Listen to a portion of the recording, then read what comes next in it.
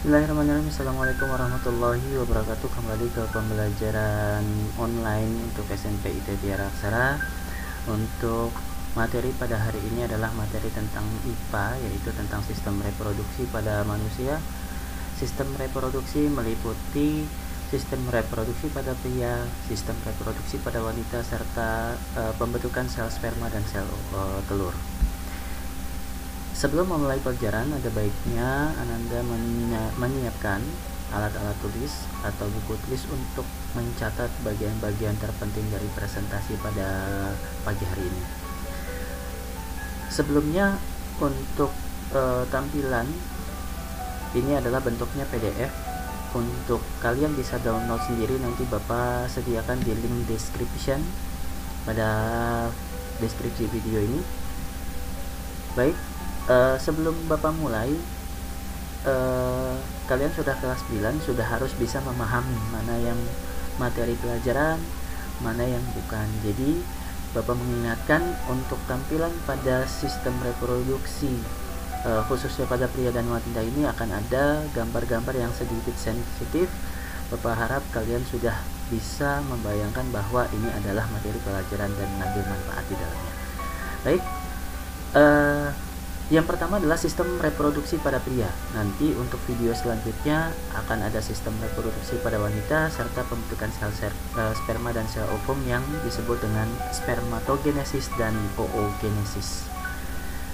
Baik, yang dipelajari pada bab kali ini adalah alat reproduksi pada pria, yaitu kita membahas tentang organ, hormon, kesehatan reproduksi.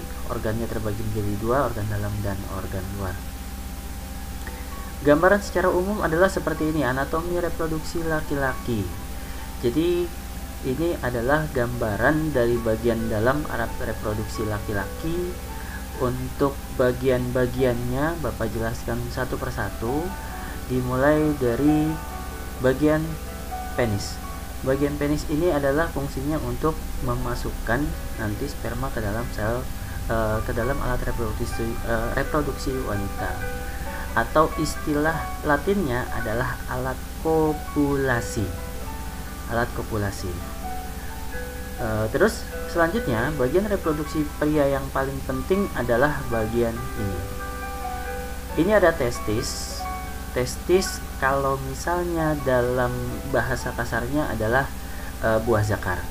Testis ini untuk laki-laki ada dua. Fungsinya adalah, fungsi yang paling utama dari testis adalah untuk memproduksi sel sperma.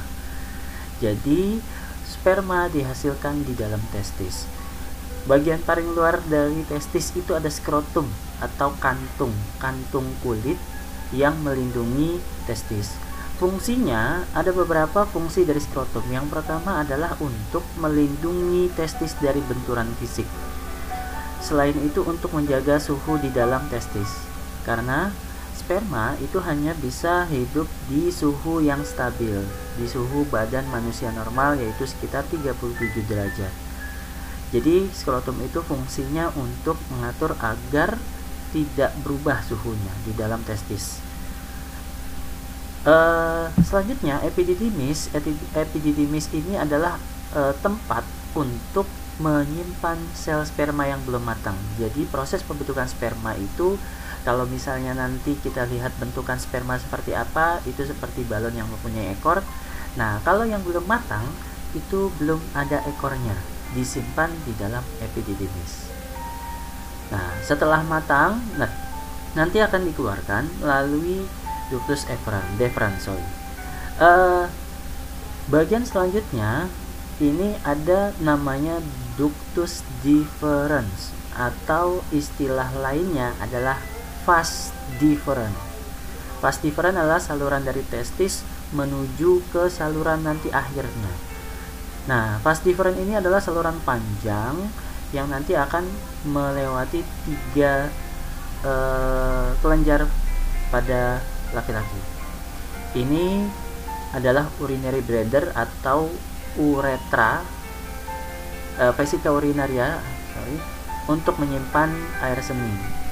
Nah, vas deferens ini melewati 3 saluran, 3 kelenjar. Yang pertama adalah vesika seminalis, Yang kedua adalah ductus ejaculatori, yang ketiga adalah di sini gland prostat, yang keempat bulbouretralis. Jadi untuk 3 saluran yang harus kalian ketahui, ada pertama ada vesica seminalis, yang kedua adalah kelenjar prostat bagian yang warna coklat-coklat ini, yang ketiga adalah kelenjar bulbouretralis di bagian yang kecil seperti ini.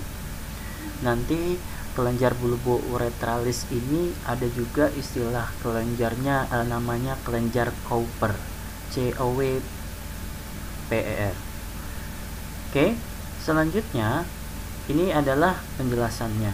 Testis itu di dalamnya terdapat kelenjar yang berfungsi untuk proses spermatogenesis, atau istilah spermatogenesis adalah proses pembentukan sel sperma. Jadi proses spermatogenesis ini nanti akan dijelaskan pada materi yang selanjutnya. Jadi kalau untuk saluran-salurannya, yang pertama tadi epididymis, fungsinya adalah tempat pematangan sperma yang belum matang. Yang kedua adalah vas deferens sebagai saluran sperma, atau istilahnya adalah ductus deferens, boleh bisa vas deferens atau ductus deferens. Lalu saluran ejakulatoris untuk fungsinya untuk mengeluarkan sperma.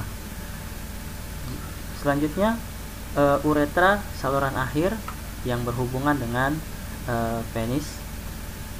Yang ini adalah kelenjar-kelenjarnya tadi ya. Pertama adalah vesicula seminalis.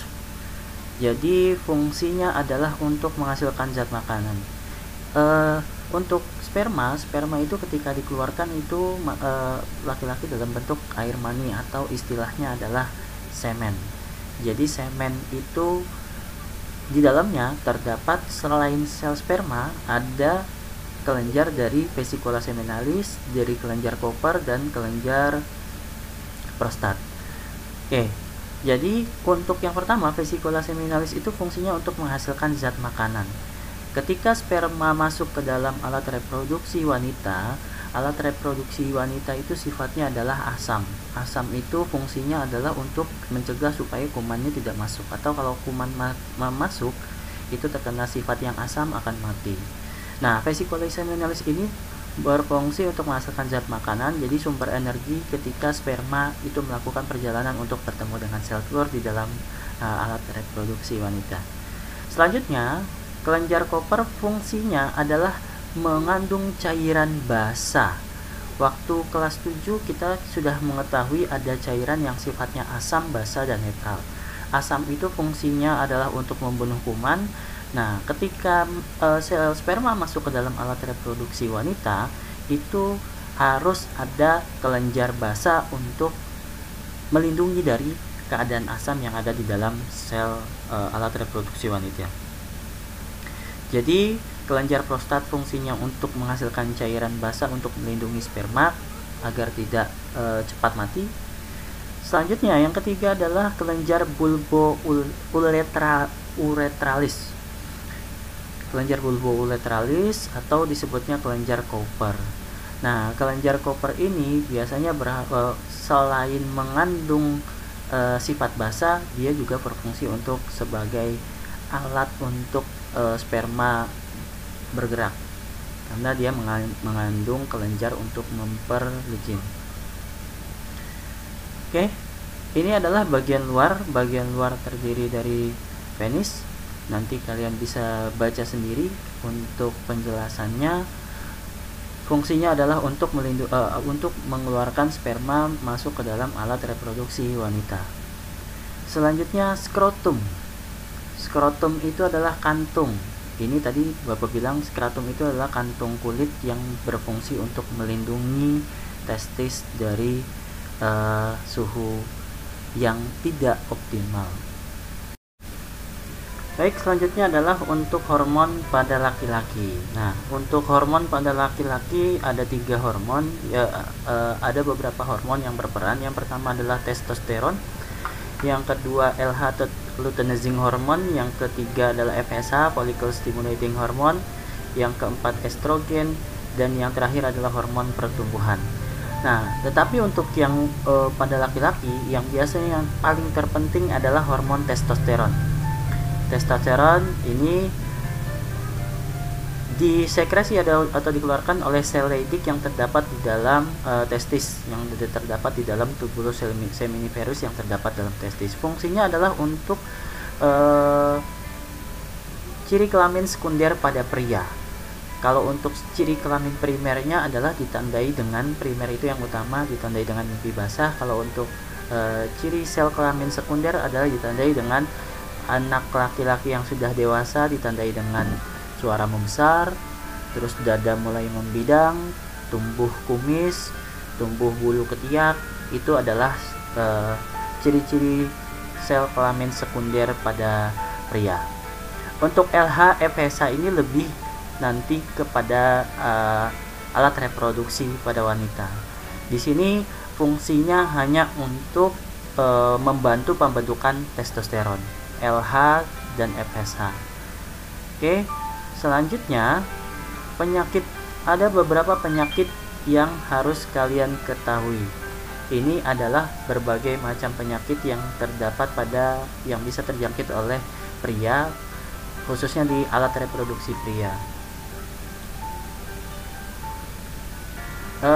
Untuk tugasnya adalah kalian mencari nama penyakit-penyakit yang ditandai dengan warna biru. Nanti kalian cari, boleh mencari di Google, tuliskan di kertas selembar atau di buku tulis kalian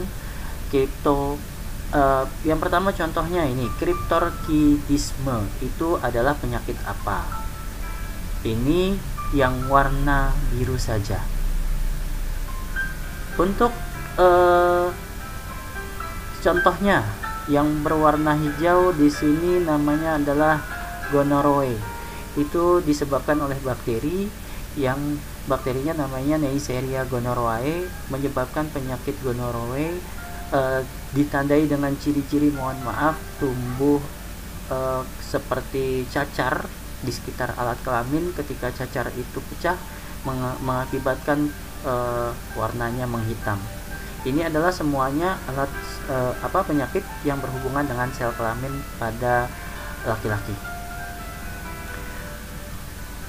Selanjutnya, untuk menjaga kesehatan reproduksi pria, melakukan pemeriksaan organ reproduksi secara rutin. Ini tidak boleh malu ya, kalau misalnya ada kejanggalan yang mulai terasa, itu bisa dikonsultasikan ke dokter. Yang kedua, melindungi testis. Yang ketiga, mengurangi kebiasaan mandi dengan air panas. Jadi air panas ini sebenarnya bisa mengurangi tingkat produktivitas dari sperma, karena sperma itu kan optimumnya adalah suhu maksimal paling bagus adalah 37. Ketika di atas 37, dia akan berkurang.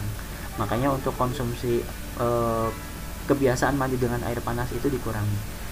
Kalau yang bagus adalah airnya bukan panas ya, maksudnya adalah hangat. Lebih hangat lebih baik, atau lebih ya di atas, tidak perlu terlalu panas.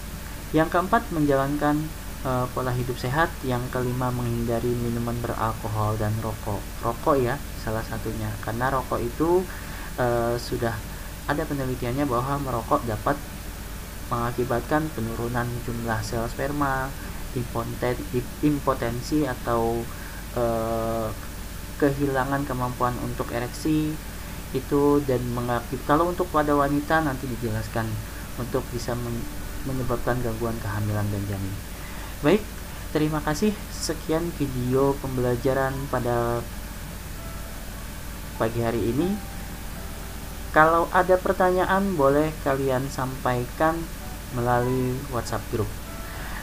Ketika nanti sudah bertemu tatap muka kembali, kita akan menjawab bersama.